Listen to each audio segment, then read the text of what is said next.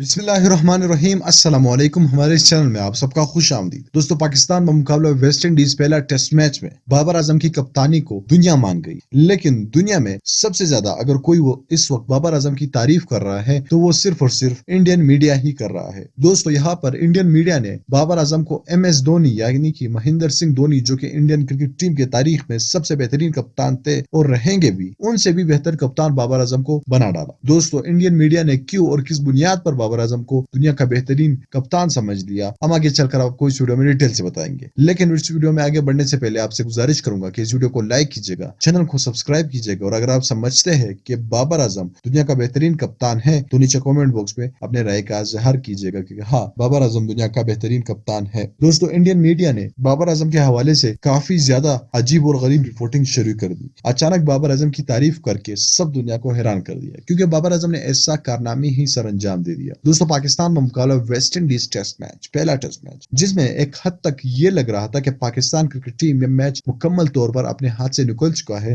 اور 100% یہ میچ ہارنا پاکستان کے مقدر میں لکھا ہے۔ لیکن بابر اعظم نے کچھ ایسا کھیل کھیلا، ایسی چال چلی کہ ویسٹ انڈیز کی ٹیم دیکھتے ہی دیکھتے بکھر گئی اور پاکستان کو اپنی ذلت آمیز شکست سے بچنا پڑا۔ دوستو، انڈین میڈیا نے اسی کو دیکھ کر حیران رہ گئے کہ یہ لوگ کہ بابر اعظم میں اتنی کپتانی کے گڑ کہاں سے آ گئے، تو انہوں نے شروع کر دی رپورٹنگ اور کہا کہ بابر اعظم ایم ایس دھونی سے بہترین کپتان ہے۔ دوستو، آپ کو کیا لگتا ہے کہ کیا بابر اعظم واقعی میں دنیا کا بہترین کپتان ہے یا نہیں؟